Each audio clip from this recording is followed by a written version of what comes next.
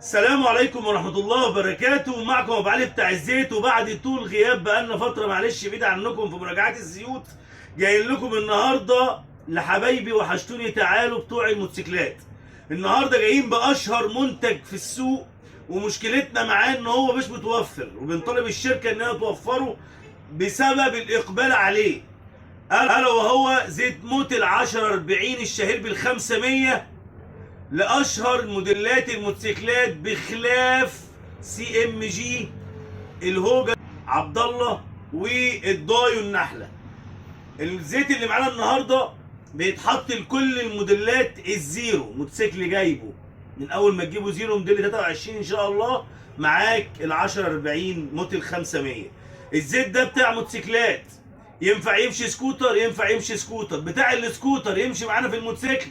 ما ينفعش. ليه؟ لان زيت السكوتر في زيت متخصص بصندوق التروس اللي هو الجروبوكس، وزيت متخصص للموتور. واما الموتوسيكل فمجموعه مجمعه مع بعضيها، مجموعه تروس كلاتشات مع نفس الزيت بتاع الموتور. فبالتالي لازم يكون عندي المواصفه اللي بتزيد زيت الفتيس تكون موجوده في زيت الموتور، الا وهي جازو MA2.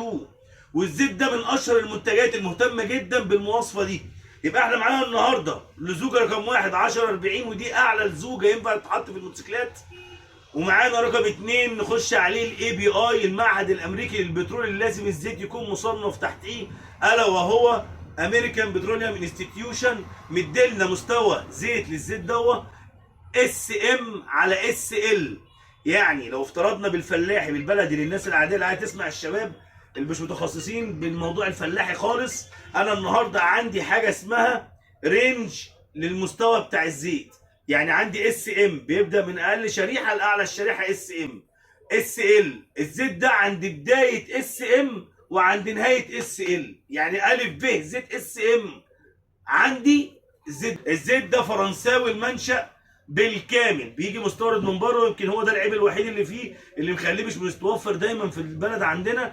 الزيت ده مستورد بالكامل، اعلى زيت على الاطلاق حقيقي فعلا. الزيت الوحيد اللي بيمشي في الموتوسيكل معاك من اول 1000 كيلو ل 1200 كيلو في الموتوسيكل. سعره اليوم بسعر النهارده زي ما بنتكلم الفيديو اللي احنا بنتكلم فيه لحد النهارده، سعره معانا بيوصل من 195 ل 220 جنيه. ده رينج السعر بتاعه على حسب المنطقه اللي انت فيها. لونه عامل ازاي ولما اشتريه، وايه الحاجات اللي تشجعني ان اعرف اشتريه كويس ولا مش كويس. اولا معانا الشركه هنا عامله لك كتالوج باللغات بتاعتنا. قرب عليا كده، خش عليا، خش. ده كتالوج عندي اهو في ظهر الجيركن، تمام. ده نادرا اصلا ما هتلاقيه بيتضرب. خلاص، ده كتالوج كاتب لك بلد المنشأ الاتحاد الاوروبي فرنسا، تاريخ التشغيله اللي منتج بها الزيت، الشغله دي كلها معلوماتك كلها موجوده على الجيركن. خلاص، ده 500. ده يا جماعه سيمي ساينسيتك، نصف تخليقي مش تخليقي بالكامل، نصف تخليقي مش تخليقي بالكامل. طالعين حاجه اسمها تكنو سينسز، يعني مصنع بتكنولوجيا الزيوت التخليقيه. اخر حاجه نبص على الجيركن فتح معانا ازاي. قرب عليا كده، ادي البرشامه بتاعتنا، ادي الزور بتاعه، وادي البرشامه الداخليه. طبعا احنا عاملين نفتح بس فداكوا يعني كله عشان انتوا تبصوا على الزيت. خلاص. طبعا انا في ناس اتكلمت معايا على الكوبايه دي وبتقول احترموا عقول الناس. يا جماعه اللي بيشتري الزيت ما لا هيجيب جهاز يكتشف بيه على الزيت، ولا هيروح يوديه مختبر يصرف عليه تحليل. احنا جايبين الموضوع ده عشان وانا واقف عايز اكتشف الزيت ده مضروب ولا مش مضروب، فاحنا عاملين طريقه بدائيه سهله جدا بخاطبهم على قد ان هو عايز الراجل بقى اقل امكانيات يعرف المنتج ده اصلي ولا مش اصلي. معانا الزيت اهو، قرب عليا. ادي ده يا جماعه الزيت الموتل. طبعا زي ما انتم شايفين الزيت ده طبعا مش هيبقى زي زيت التخليق ال 45، خفيف لونه احمر اهو محمر. قلت لكم دايما حاولوا تبعدوا عن الزيوت المخضره. ارجع معايا تاني بالراحه كده، بص على الزيت وهو راجع. ادي الزيت معانا اهو، ده لون الموتل ال 500.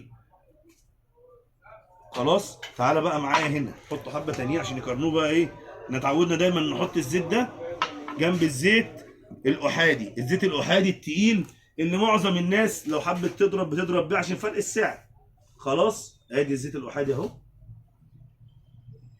مقدرني معانا. اظن لما هنحط الاثنين جنب بعض هيبان معانا اللون. ده هتلاقي فيه نسبه خضاره اهي، ده مخضر شويه، انا بس الشاهد معايا. وعلى فكره دي ريحته سيئه جدا يعني، ريحته وحشه قوي.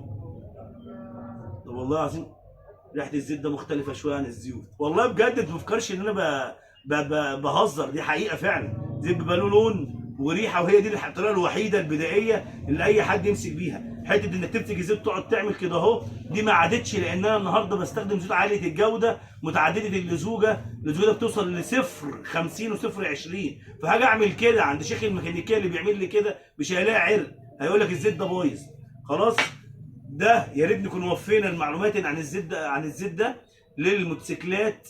هنقوله بعض الموديلات منها اللي ناجح فيها جدا الزيت ده: البينيلي، في ال ام، في ال ار، تي ان تي، في ال اكس، الهاوجي. الزيت ده كويس جدا فيها.